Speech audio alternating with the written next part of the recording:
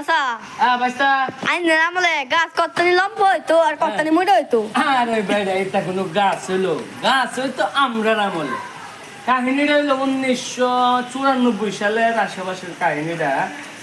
আগের কালে যখন আমরা আমলে যখন গাছ হইতো মনে হয় যে একটা না হইলে কত এই 10 কাঠা সমান একটা গাছ হইতো মুন্ডা আই সব্য নাই আর লম্বা হইতো তোর আকাশ উড়ে দেখতো মাঝে মাঝে আমরা আকাশ উড়ে যেতাম আই সব্য না বৃষ্টি হয় না যে মানুষ আমরা কইতো ওই বাড়িতে না নাতি তো কই রে বাড়ি কইতাম দাদা কি হইছে তো গে দেখছে আসমানো দিয়ে মেঘ দেখা আছে কিনা এই গাছ দে ভাই ভাই আমরা আসমানো গে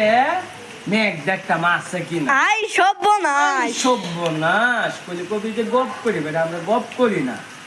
পরে এই মেঘ দেখে আয়া বাইতে আয়া আবহাওয়া বেড়াইতে কইতাম যে হ্যাঁ মেঘ পড়বো বিহালে 3টা বাজে